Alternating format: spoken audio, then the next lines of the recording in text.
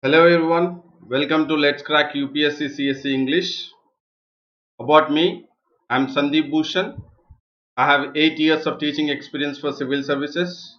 I teach international relations, internal security, and in-depth analysis of Hindu editorials and articles. And this video is in regards to how to crack prelims 2020. But prior to that, you have a notification that you need to subscribe for Let's Crack UPSC CSE with India's largest learning platform, that is Unacademy. By subscription, you would get unlimited access to live and recorded courses from India's best educators, and you will also have privileges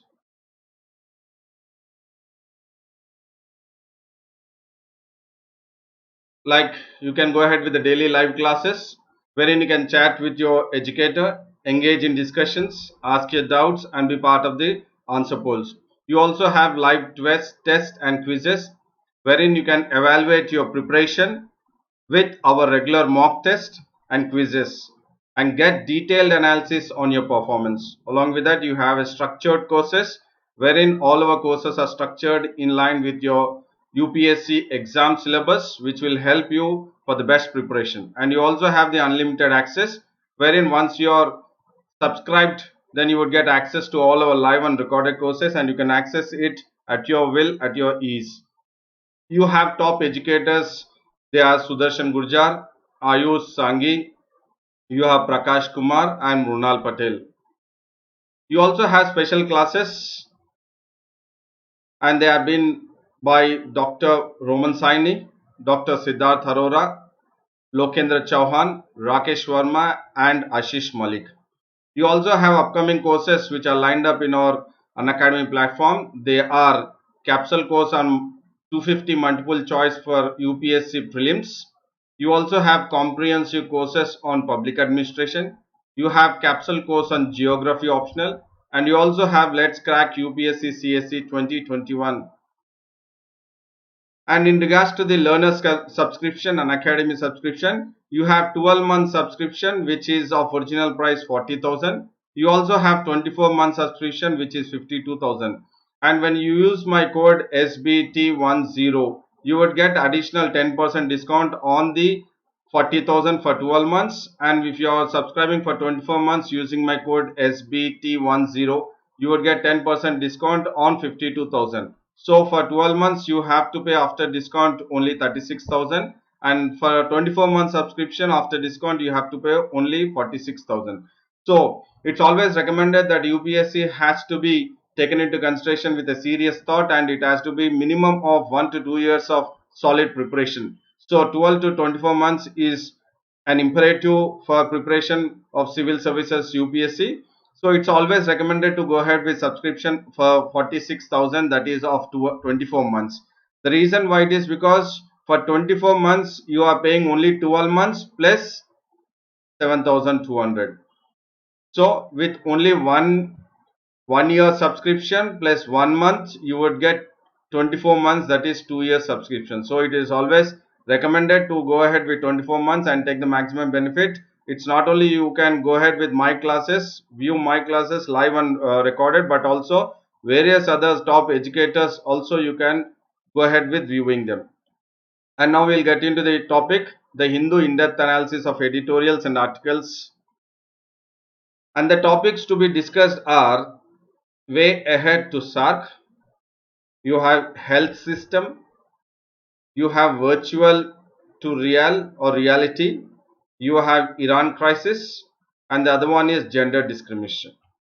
So we will go ahead with the editorials, wherein the first editorial talks about back to SARC.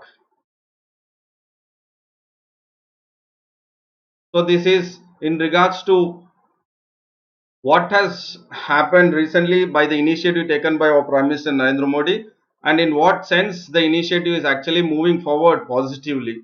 So when we have to look at what the initiative has been taken by our Prime Minister Narendra Modi on the outcome of the coronavirus. So to contain the coronavirus pandemic, our Prime Minister Narendra Modi has taken an innovative idea or initiative that he has gone ahead with video conferencing with all the 8 members of the SARC.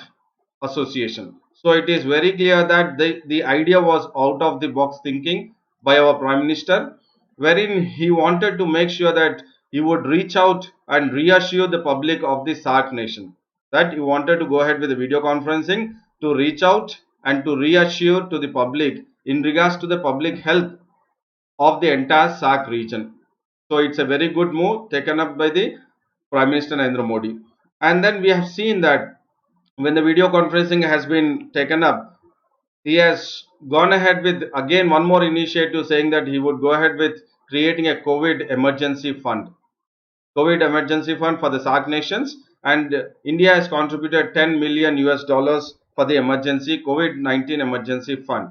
And not only in regards to coming up with the emergency fund, but Modi has gone ahead with a decision that there has to be a technical task forces, and also there has to be a rapid response team. So the intention was not just to make sure that we reach out and to reassure the public of the SAARC nation and then just coming up with the funds that is 10 million US dollars, but there has to be funds which are in place. Along with the funds, there has to be even the material, that is the men which are working. So money, material and men together, we can try to make sure that we reach out and reassure the public of the SAARC nation that the health is intact, even though the coronavirus is prevalent in South Asia, Southeast Asian region.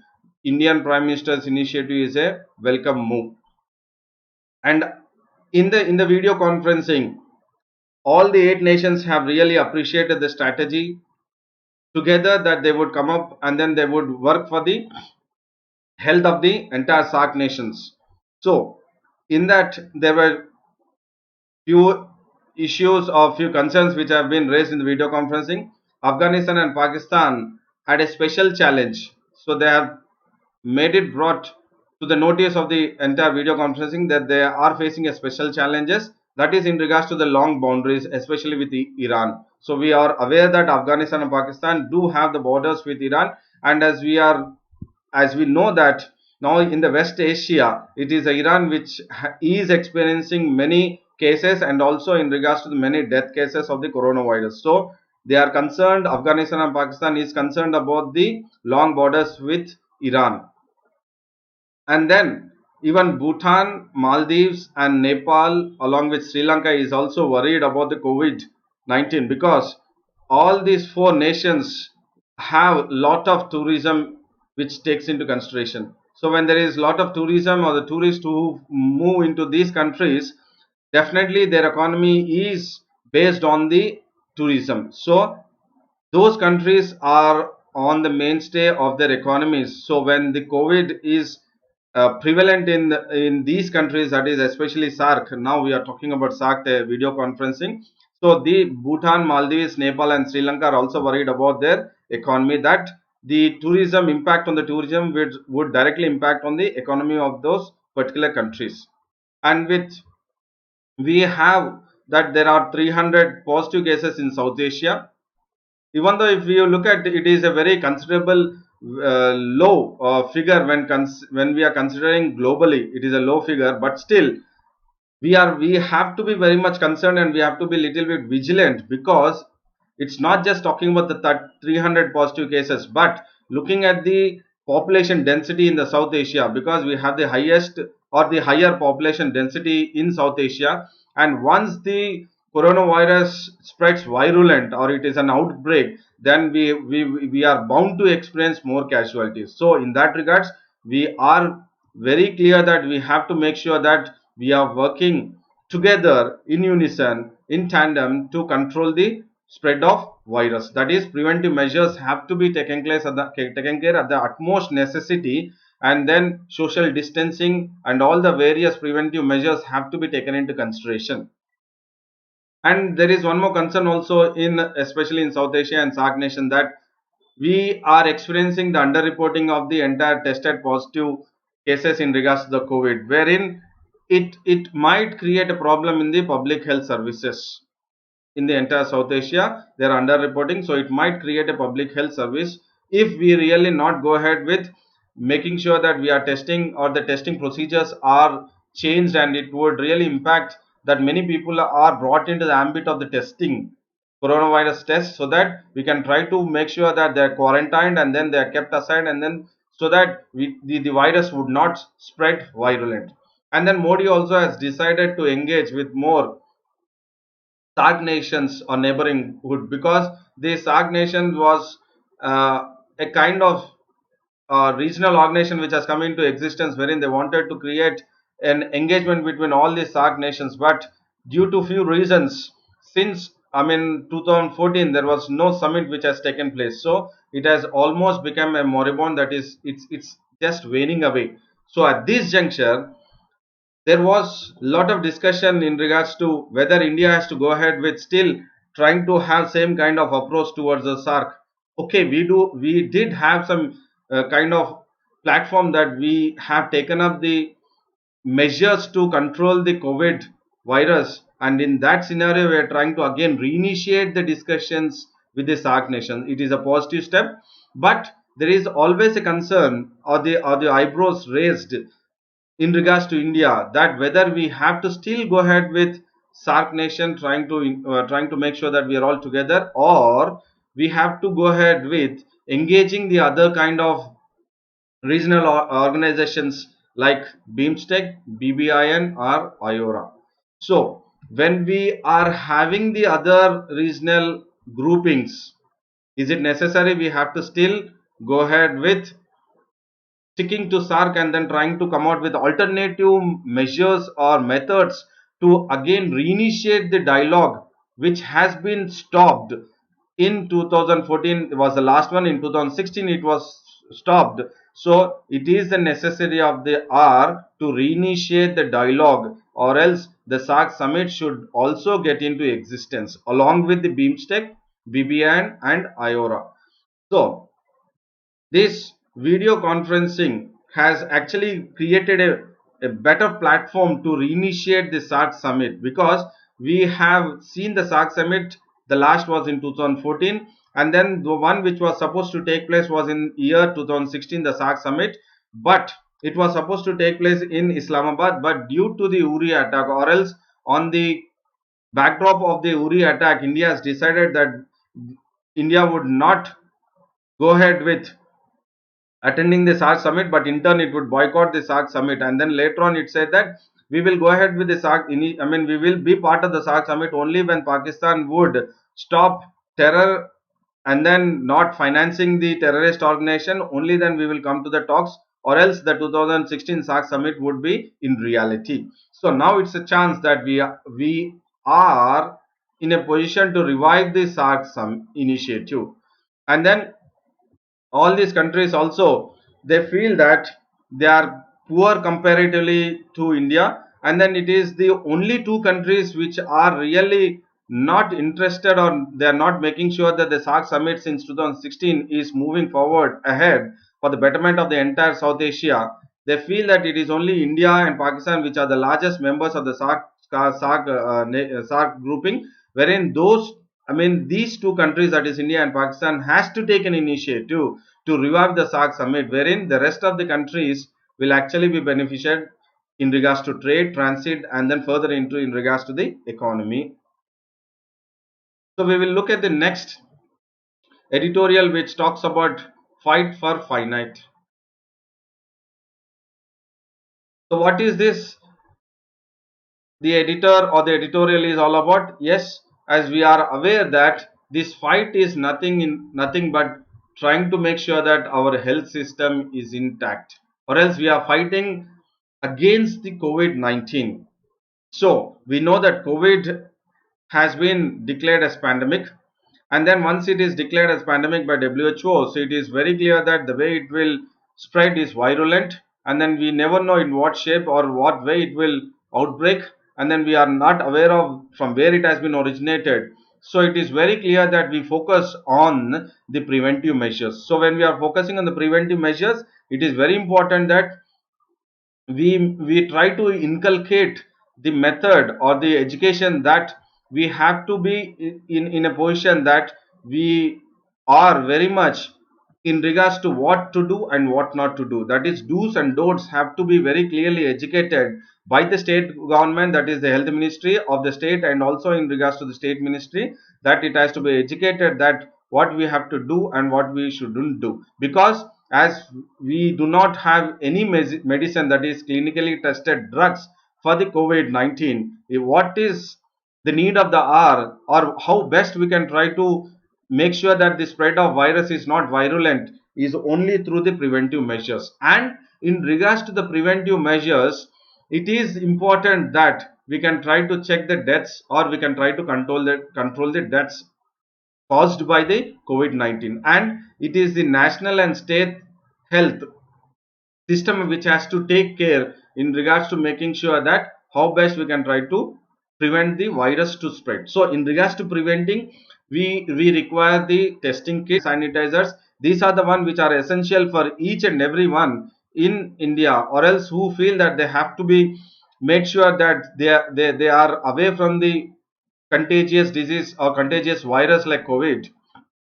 And then whoever is having the symptoms, it is the health systems of the state and the central government that they provide the testing kits, or they are having sufficient testing kits, and they are with the sufficient hospital beds and the ventilators, so that initially mask and hand sanitizers, and later on when it comes to the national and state health system, it is the testing kits, hospital beds and ventilators which will prevent the spread of virus in regards to being virulent. And then we also have the extraordinary demand, that is, whenever there is a virus, or whenever it is been declared as pandemic, then there would be certainly a demand, extraordinary demand. What extraordinary demand? That there would be traditional production which will take place.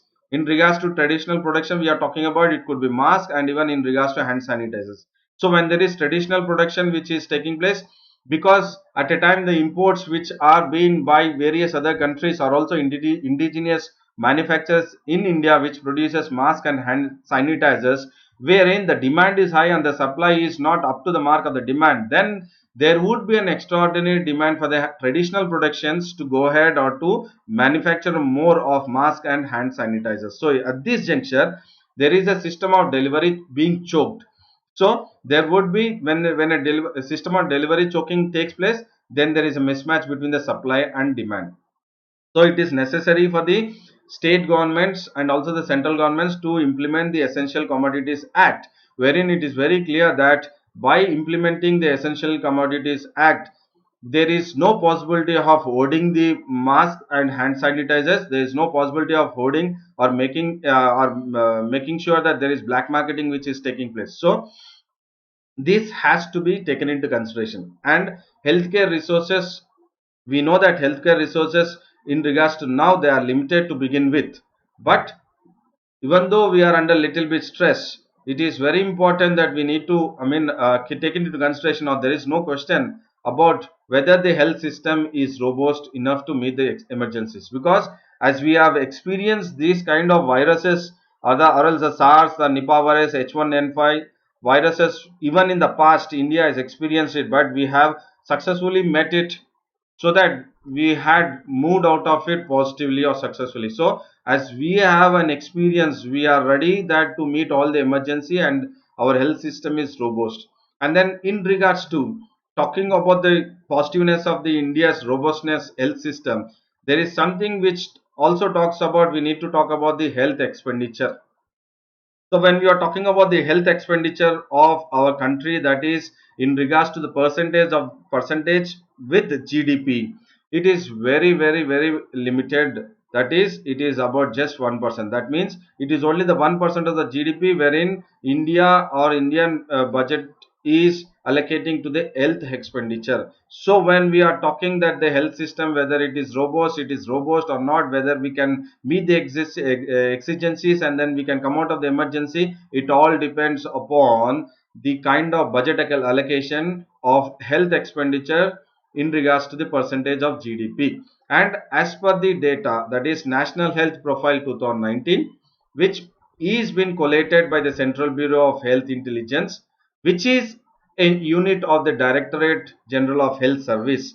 It has made it very clear that there is not much of significant change which is taking place in regards to the allocation of budget to the health expenditure even in 2009 since 2009 2010. That means almost a decade from then till now, whatever the data as per the national health profile 2019, not much of budget is being allocated apart from increasing it from further 1% to it could be 1.5 or 2 or 2.5 to 3 percentage, which will be a very good move.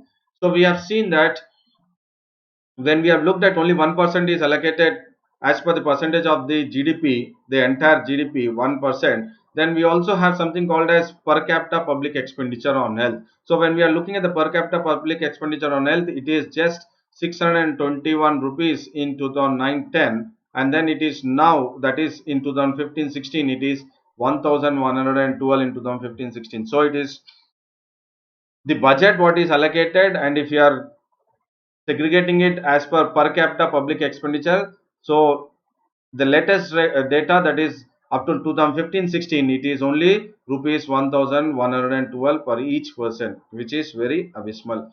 And then WHO also has come up with a bulletin in the year 2018 which says that India spends a lot of money of whatever they have in their pocket only in regards to the health. That is, that it constitutes maximum 62% of whatever they have in their pocket.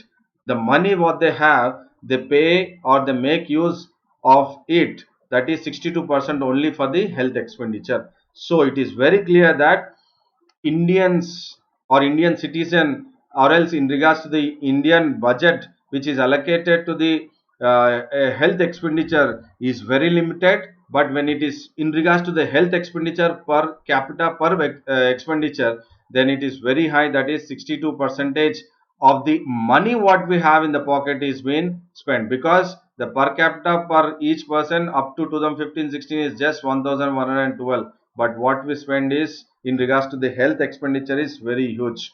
So there is evidence to show that increased public expenditure on healthcare has resulted in less financial hardship. So it is recommended here that if you try to increase the budget of the health expenditure in regards to percentage of the GDP, then definitely it is and directly making sure that you are increasing the public spending on healthcare. That is, this is very important. When you increase the budget 1% to it could be 2 or 3 percentage, then the government spending on the healthcare increases. Then when it increases, then the per capita public expenditure also increases. When the per capita public expenditure increases, then definitely we are not shredding 62% of health expenditure out of our pocket, but wherein this would definitely reduce, and this will actually create a less financial hardship for the entire community, and there would be possibility that there would be savings with us, and that savings could also be part of again going ahead with public expenditure. That is, your consumption capacity also increases, wherein you will go out and then purchase more of items in the market. So again there would be a chain system wherein liquidity would be flowing. And then Prime Minister Narendra Modi has made a promise to increase the public health spending, wherein we were talking about the GDP percentage of GDP. It was 1 percentage in in regards to the GDP, percentage to GDP. But Modi, our Prime Minister Narendra Modi, has made sure that he would go ahead with increasing the health expenditure to 2.5% of GDP by 2024. Yes, we would be waiting for it, and if it happens, then it is very good that we are moving out of this financial hardship. Keyword again, we are moving out of the financial hardship. And we know that it is the epidemics which change the course of history, and that is what is happening now. India must steer this or take this as an opportunity to harness finite resources, that is unlimited resources, which would benefit to all. And then we would conclude this editorial by saying that, or by making a statement that epidemic, that is COVID-19, is an opportunity to drastically scale up budgetary allocations for health to facilitate expansion of capacity. Discuss.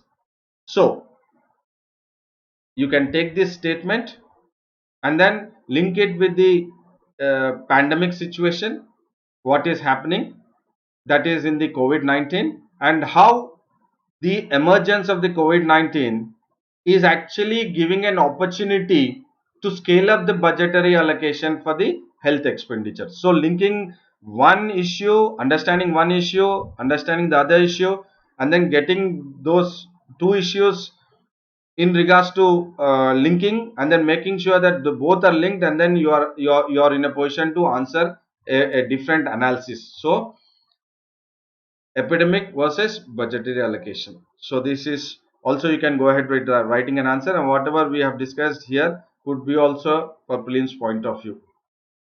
And then you have an article which talks about from virtual to real leadership.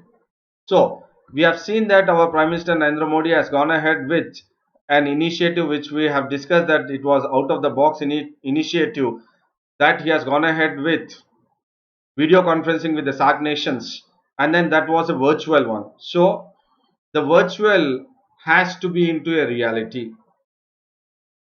So our heading is virtual to reality or real. So this is a real good initiative by our Prime Minister Narendra Modi. And then we have seen that our Prime Minister comes up with surprises. So as we have seen that even in 2014, when he was at the swearing in ceremony, he has invited all the SAARC leaders for the swearing in ceremony. So it is out of box thinking there, and also video conferencing is also out of box in regards to trying to contain the COVID spread. So when we have there, you have one more surprise in 2015, wherein he has also, while he was coming from Central Asia, he has visited Pakistani Prime Minister in Lahore, and then he has come to Delhi. So it was the dream of Manmohan Singh, the former Prime Minister Manmohan Singh, wherein he was saying that he used to say that he wants to spend his morning in Kabul and an afternoon in Lahore and evening in Delhi. So the same kind of uh, mm, process Mr. Prime Minister Mr. Modi has taken up in 2015. So there are surprises which Mr. Modi thinks out of the box, and this video conferencing is one thing, but it is not. But it should not just fix or limit to video conferencing, that is virtual meetings with the SAARC nations or SAARC members, but that has to further evolve into a reality. That means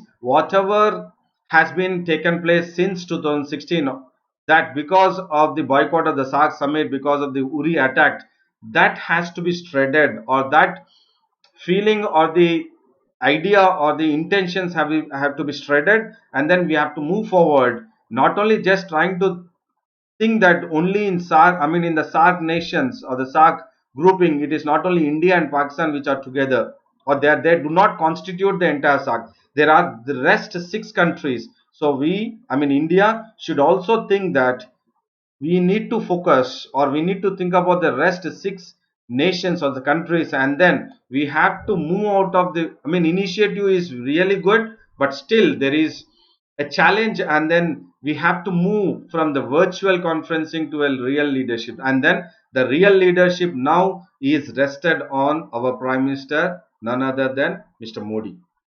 So the New Delhi should demonstrate that it has the capacity, it has the political willingness to institutionalize and lead mutually beneficial cooperative regime in the region. That means, as I have told you, that it is not just Pakistan and India which constitute SAARC. We have to think about the other countries. So when the virtuality turns into reality, and it does turn into reality only when India has the capacity, India has a political willingness to institutionalize, not only to institutionalize that virtual to reality, but to lead a mutually beneficial, this is very important, mutually beneficial cooperative regime. So we wanted all the countries, that is the rest seven countries, to be mutually benefited along with India. So we will look at SAARC, because the video conferencing was in regards to SAARC. So we will look at few facts which could be possible question in the prelims 2020. So SARC was born as a movement of hope in 1980s. So this initiation or initiated this entire hope was initiated by General Zia Rahman of Bangladesh. So it was taken initiation by General Ziaur Rahman of Bangladesh.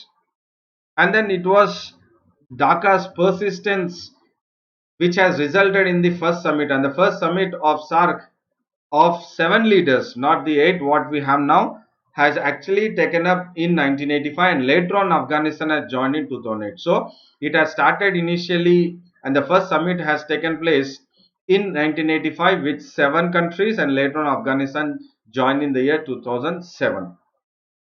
So it wanted to make sure that the SARC, which was created in 1985, to make sure that there would be a collective decision. The main important is to make sure that there is a collective decision. Why collective decision? To evolve a regional cooperative framework. So the intention was to make sure that there should be a cooperative framework. And why this framework is to make sure that we all are together, as it is densely populated in the South Asian countries. But when we look at the kind of trade and transit we have in regards to these countries are very limited, so they wanted to increase the transit and trade further. It will make sure that the movement of the trade will further enhance the economy of those particular country, and then in turn the entire South Asian economy will flourish. So it was as a cooperative framework, that is in regards to regional.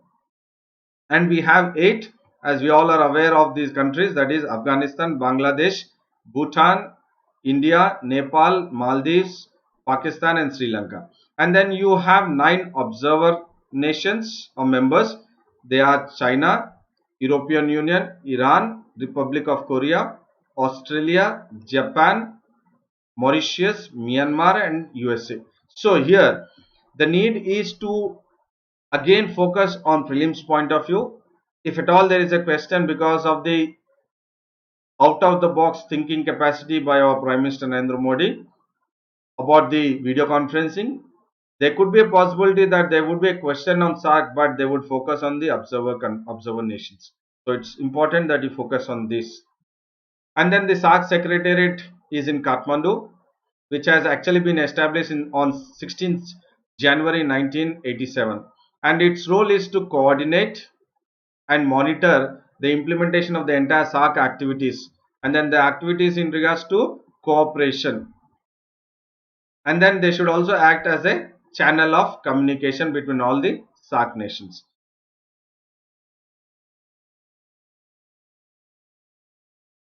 And then now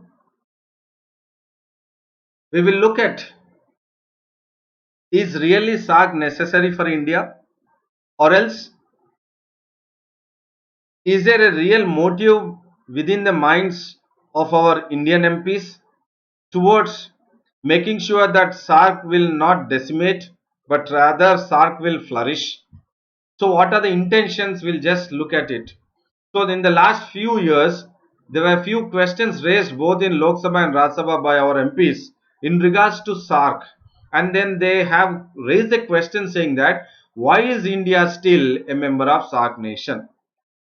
So why is India still a member of SARC nation is the question being raised, because they say that we do have hurdles in regards to the SARC, and then the many a times the hurdle for the SARC summit is because of the Pakistan, and we do not encourage trade and terror. I mean, in regards to the talks and terror to take place simultaneously. So we are not actually going ahead with the progress of the SARC. So why to still think about the SARC?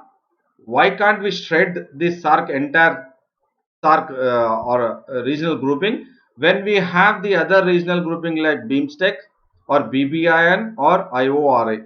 So that is the questions raised in the parliament by our MPs, whether we need to still consider, or why still India is not shredding its membership from SARC nation.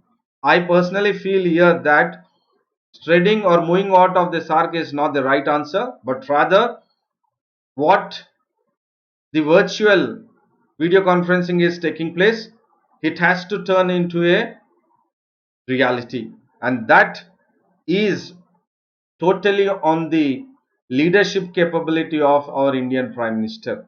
So it is the need of the hour that we do not really focus on the questions of the MPs posed in the Lok Sabha and Rajya Sabha, but we have to make SARC regional groupings a successful one. And then in the past, even former Prime Minister I.K. Gujral also has made a statement when there was an summit or a meet which has taken place in Malé, wherein Prime Minister Nawaz Sharif has told him in Punjabi, he says that I know you cannot give me Kashmir, and you know I cannot grab it from you, but let us just talk and move on. So what is important is discussions are important, dialogues are important, talks are important. Just moving away from the talks, discussions is a not right method. It is not the right diplomacy wherein India has to follow. But the initiative by our Prime Minister is a good move, and then we have to move forward that it would be a reality. And then we will look at the few concerns about SARC and why SARC is not really flourishing, because many of the SARC smaller states feel that, or the external players feel that it is only because of India and Pakistan, SARC is not moving ahead or it has been undermined. And the reason is only because of India and Pakistan. That means whatever we have the issues or in regards to terror attacks between India and Pakistan is the major one which is causing a conflict to make sure that the SARC is not moving ahead. And then another concern by the SARC members is many a times the bilateral issues are being discussed in the SARC groupings, wherein it should not be, because it is not a bilateral meet. It is a regional grouping. When it is a regional grouping, it has to be into consideration of all the countries. Trade and transit has to be taken into consideration, and economy has to be taken into consideration, but bilateral issues have to be kept aside. But still it is going on because on the principle of unanimity. And in Pakistan also, the major concern about the SARC members is it is a Pakistan which undermines what about the laudable initiative taken by India, because whatever the laudable initiative taken by India would be an advantage to India. So thereby it is undermining the initiative taken by India. Now, even though if Pakistan is undermining or would undermine the video conferencing, it has to move ahead and then make sure that we move into a reality that SARC would certainly be in a reality that it would function normally, because when European Union has been successfully functioning since World War II, post World War II, why isn't SARC really taking up that shape? And it has to go ahead in that direction. And we would conclude it by saying that India cannot afford not to harvest this opportunity. So this is the golden opportunity to move ahead, because it was India which has come up with a new initiative or the new seed which has sown by India, that is New South Asia. So at least for this India's initiative New South Asia, India has to harvest on this opportunity, grab the opportunity. The second conclusion is the tragedy COVID-19 may provide an opportunity to India to demonstrate its compassionate face. Again a better keyword, to secure a region at peace with itself. And what therefore is at test is India's leadership, and it is not Islamabad follies or its kind of foolishness or madness what it actually brings into action whenever there is a positive move towards SARC nation. So it all depends upon India's leadership capability and its political willingness to move forward, that SARC would again be a continuous process for the benefit of all the SARC 8 nations. And the next is in regards to the a crisis hit Iran, and Iran is at the crossroads. So we will look at this article, and this heading is in regards to Iran crisis. So we all know that it was the COVID-19, the epicenter of the COVID-19 was China, and now the epicenter of COVID-19 virus is shifted to Europe. And in the midst of China to Europe, you have the West Asia, and in the West Asia, it is the country which has been badly hit by the coronavirus is Iran. Is Iran, definitely Iran. So there is a concern in Iran, especially now at this moment, wherein COVID, which is a pandemic, and the concern is in regards to the healthcare system. And then this crisis, which is being in regards to healthcare system, has actually added to the earlier crisis. So, what is the earlier crisis? The earlier crisis was the American sanctions on Iran. So the previous American sanctions on Iran, and now the pandemic COVID-19, which is again a burden on the healthcare system, has hit very badly on Iran, and it is doubling, it is aggravating and augmenting the Iran crisis. So we will look at few things how this has actually shaped up. I mean, how the crisis have actually shaped in regards to Iran. So we have seen that Iran has faced a new challenge recently by the killing of Islamic Revolutionary Guard Corps, that is IRGC, that is Commander General Qasim Suleiman. So Qasim Suleiman was being killed, and this is a biggest challenge to Iran. And after this, again the Iran Supreme Leader Ayatollah Ali Khamenei has also condemned the US President, that is Donald Trump, plan for Palestine. So there are two challenges as of now, that is the killing of the IRGC Commander General Qasim Suleiman, and then later on the Iran Supreme Leader Ayatollah Ali Khamenei has undoubtedly condemned the Trump's plan for Palestine. And then when they are supporting, I mean US are supporting Israel, then Iran is not happy with the US plan, and in turn Iran Supreme Leader Ayatollah Khamenei, he is saying that we would support armed Palestinian groups. So the first one challenge, and then the second one challenge is a major part of the crisis which Iran is going in. And then it says that Khamenei also says that Iran's main strategy is to toughen itself, and then it wanted to make sure that whatever sanctions have been imposed by America, why these sanctions have been imposed, we will discuss. But the sanctions imposed by American, what Khamenei says is they will face it, they will overcome it, and they will emerge resilient. So there is a better, or Khamenei is thinking that the sanctions will not deter the crisis of Iran, but instead they would emerge resilient. So now we will look at, definitely there is a possibility of social unrest resurfacing. Why social unrest resurfacing? Because earlier, because of the Americans sanctions, because of sanctions, the economy has gone down very drastically, or the economy has been badly hit, and that was one of the concern crisis. And because of the crisis there was social unrest, wherein the entire people or the masses have come onto the street because of the youths were unemployed, and then there was not much of economy which was actually taking place in the market, that is in Iran. And now with the COVID, because of the ineffective shortages, which, or because of the virus, whatever the preventive measures have to be taken up, so there are shortages. So now the social unrest is resurfacing. So Iran is reeling under unrest for sure. And then Iran has, when it is reeling under unrest in regards to the social unrest, because of the COVID, now Iran has approached the IMF that they wanted 5 billion US dollars in emergency funding to combat pandemic.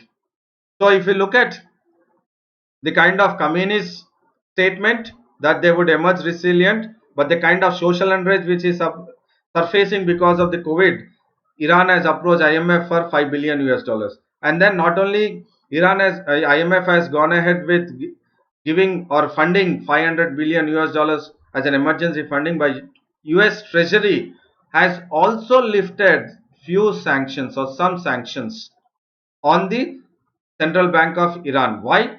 Because of the pandemic virus, they have lifted few sanctions wherein those sanctions will facilitate humanitarian trade, especially in regards to the import of testing kits for COVID-19. So again, the US Treasury has come to the rescue of little bit in regards to lifting the American sanctions on Iran in regards to humanitarian basis, and then they have lifted humanitarian trade so that sufficient testing kits would be available in Iran to handle or to counter the COVID-19 in war. Now we will look at what actually has caused for the American sanctions on Iran. What was the reasons for the American sanctions on Iran? So when we look at the Iran nuclear deal, we will understand about the sanctions.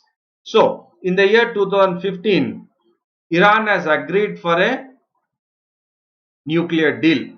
Iran has agreed for a nuclear deal, and the nuclear deal has taken with P5 plus 1 countries along with Iran. So who are the P5 plus 1 countries? That is US, UK, France, China, Russia, and then the one here is Germany.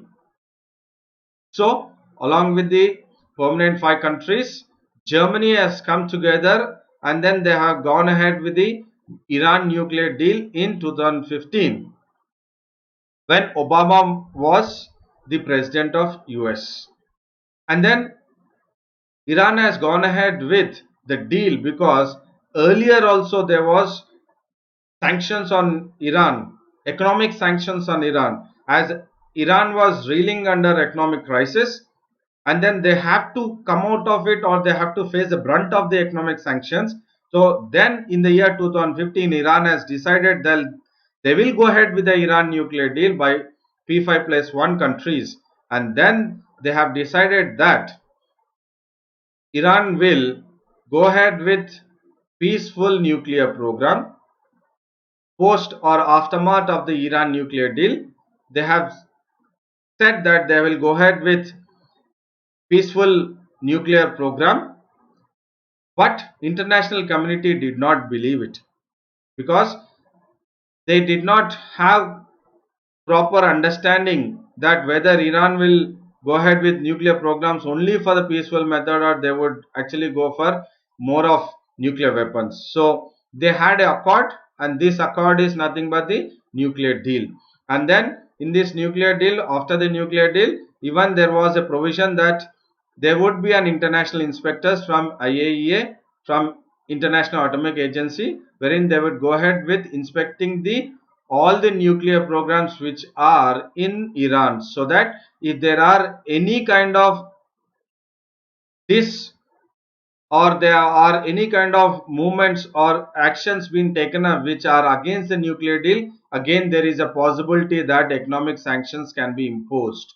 So on May 8th 2020 would mark the second anniversary of US withdrawal from the Joint Comprehensive Plan of Action. So now we will look at between 2015 and 2020 what has happened. So definitely there is something which has happened. So in 2015, Iran has gone ahead with accepting the nuclear deal, in return lifting of economic sanctions. But in 2018, Iran has again gone ahead with not abiding by the nuclear deal. They did not abide by the nuclear deal of 2015, and then they had gone ahead with again their nuclear programs. They were in the process of nuclear programming, and then what has happened is In 2018, there was Joint Comprehensive Plan of Action or the Nuclear Deal, which wherein in that US has withdrawn from Iran nuclear deal. Here it is very clear that Iran nuclear deal was not between Iran and US, wherein US has withdrawn the Iran nuclear deal.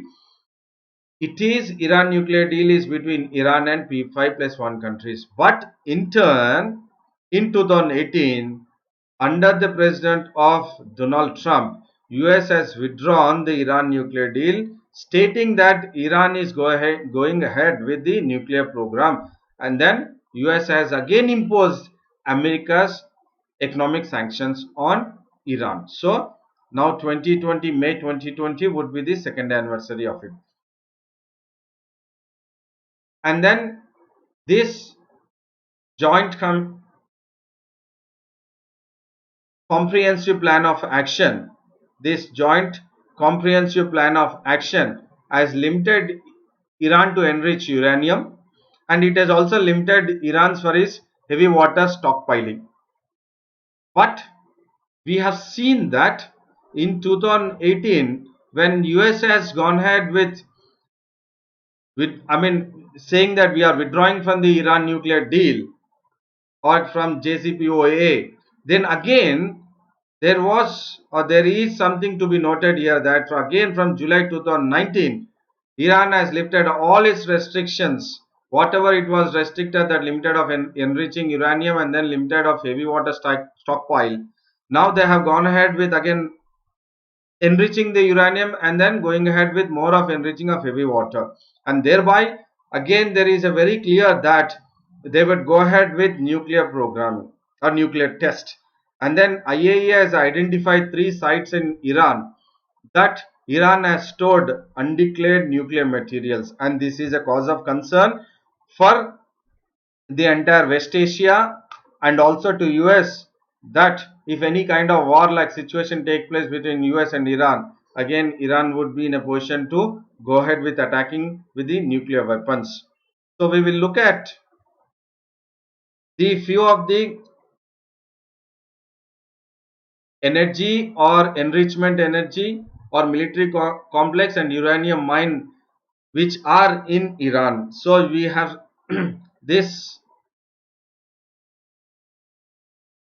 Natanz, which is now Iran's only uranium enrichment plant, and then you have Fordo, which has been converted from fuel enrichment to technology center. Please understand this, converted from fuel enrichment to technology center after 2015, after 2015 Iran nuclear deal.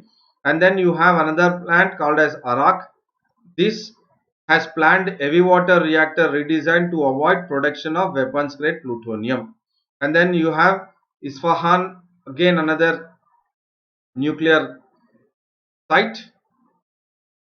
You have Bushehr, and then this is Bandar Abbas, is an uranium mine, and you have military complex in Parchin. So, and you have the research centers as Bonam, and then research center at Tehran. So with this we have a clear understanding upon how many nuclear plants the Iran has and what they have actually planned or come out with a solution from the Iran's nuclear deal. And then what are the challenges? Now the challenges are very clear. Just a minute. Very clear that there is a possibility that Iran will move out of the non-proliferation of nuclear weapons, because you have this JCPOA dispute resolution mechanism DRM, which will have its review conference of the a threat that it will abandon NPT if European Union approaches or takes the matter of this entire nuclear sites which wherein they have heavy materials and they enrich uranium. If it is taken up to the UN Security Council, then Iran is saying that it will abandon from the NPT. Again, this is a challenge. How IAEA and then dispute resolution mechanism will actually try to come out with a solution. And then these terms in regards to UNSC resolution 2231 will actually come into action, and this resolution has been removed for UN sanctions against Iran. And then once, if Iran is not abiding by the rules and regulations of the Iran nuclear deal, that is P5+1 countries, then there is always a possibility, as per the UNSC resolution 2231, that the sanctions will be reversible and restored. The sanctions will be reversed and restored. That is, I'm talking about the economic sanctions will be reversed and restored. And once the UNSC resolution 2231 once again it comes into action, then whatever the situation, the crisis which Iran is facing now because of the existing American sanctions, and then in regards to the COVID-19 pandemic issue, then Iran has to face a disastrous situation. And then you have a friend of China, kind of, wherein China remains in support of Iran, wherein it is buying oil from Iran. And then you also have a trilateral naval exercises between China, Iran and Russia in the Strait of Hormuz. So this is again creating a kind of confidence with Iran that China and Russia are with them, so that the P5+1 countries both are with them. And this trilateral naval exercise, which has been codenamed, is Marine Security Belt. Again, prelims point of view can take it into consideration. And then this is not just having a trilateral exercise, but it will consolidate the China-Iran ties, that is Sino-Iran ties. Not only just the trilateral naval exercise between China, Iran and Russia would stop, but it would further get into Quad, that is 4 countries, along with support from Pakistan, because Pakistan is an all-weather friend of China. So there is always a possibility that trilateral would become Quad, and then it would be a great threat to the Indo-Pacific region. And the conclusion is, the rapid spread of coronavirus in the region creates fresh possibilities for cooperation between Iran and its neighbors. If regional tensions are relegated, that is downgraded to the back burner. So what is the point here is, now is the coronavirus actually creating an environment wherein there are fresh possibilities for Iran to have better cooperation with its neighboring countries. Again, this, take it as a question and write an answer. Again, linking it with the COVID-19, that is pandemic, with the better cooperation or else geopolitical possibilities or geopolitical friendship, which is, there is one article which is talking about the gender gap in science, especially in science. The author is mentioning the gender gap in science. So this also again you can take it for mains point of view in regards to the women empowerment or gender discrimination. We have seen before independence, India's independence, it was Mahatma Gandhi, Rabindranath Tagore, Jawaharlal Nehru, and along with them others. During the struggle of independence, they have encouraged the women to be part of the entire struggle, as it was a resurgent inclusive nationalism at that time. So women were also given a due importance even before independence, that is during the struggle for independence, as an inclusive nationalism, for inclusive nationalism. So when it was in place prior to our India's independence, but what kind of place a woman is actually possessing in independent India is the biggest question mark. So the cultural and gender norms are the one which are actually stimulating the discrimination. Please understand, the cultural and gender norms. So the norms or the rules or regulations in regards to the culture and gender are actually stimulating or engendered? Again, this could be your probable question. You could confuse by using the word gender and also engendered. And once you have the almost two words which are equivalent as gender and engendered in your essay, in general essay, then you would be, what do you say, a kind of situation that you do not know what to, but you make sure that there are two different words, that is gender, and when we are talking about engender, that is, it is stimulated, it is stimulation, stimulating the discrimination even during renaissance of sorts in India. And then this is a major reason why country has lost important opportunity to build a culture, that is, we are talking about the women in science. So what is important is the kind of norms what India has or possess or still carrying, that is in regards to the cultural and gender norms, are the one which are actually helping the discrimination to actually flourish.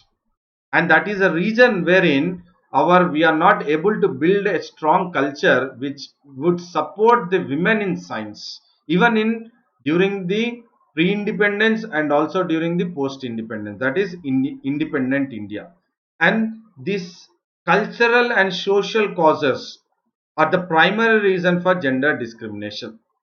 It is the cultural and social causes which are the primary causes for the gender discrimination. And then recently, our India celebrates National Science Day on February 20th every year on the mark of Dr. C.V. Raman's discovery of the scattering of light. So when it is been celebrated every year February 20th as National Science Day, again for prelims point of view, this year the theme was women in science. So at least now the recognition has been focused on the women, that there has to be women in science.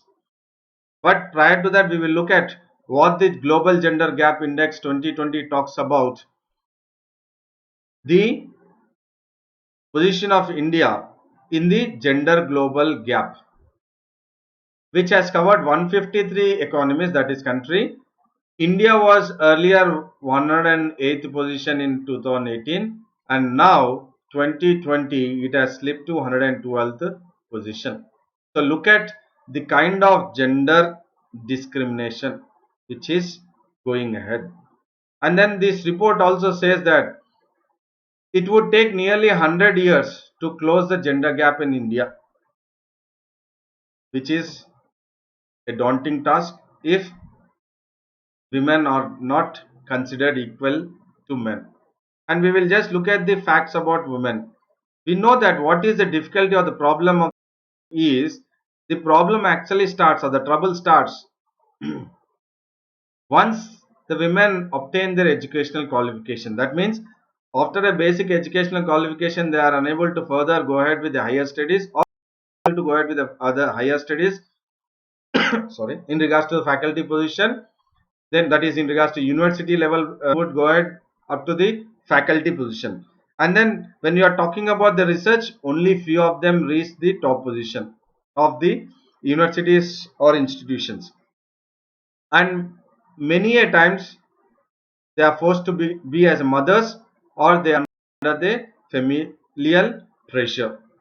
And then you have the Indian Science Academies, which is aware of the problem what the women is facing now, and there has to be reform which should start now.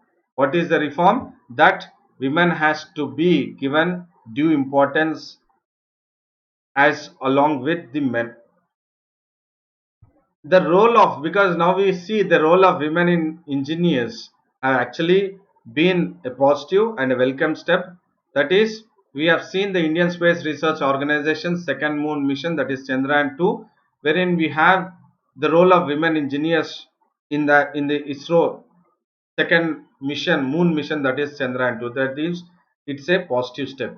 And then we have also revolutionary discoveries which were made by women scientists across the world. That is, you have Madam Marie Curie, and then you have Rosalind Franklin, you have Barbara McClintock, and Jennifer Doudna. These are all, what do you say, the one in regards to the international or the world familiar, but we do have Indians, but they who have also contributed to India's science, history of science, but they are not highlighted and they should be highlighted in this textbooks.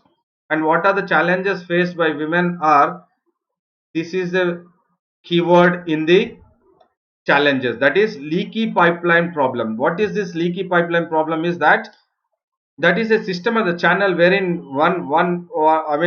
you have been moved from one place to another place, and when you are moving from one place to another place in this channel, what happens is there is always a possibility that the quality from one place to another place, the quality is declining, and the challenge what is faced by the women is the leaky pipeline problem, and this has to be taken care. And then in regards to productivity concerns, there is a problem, that is especially when it is comes to academia, that is how many papers they have to publish, and that is a cause of concern or the challenge. And the other challenge is the kind of sexism and then institutional obstacles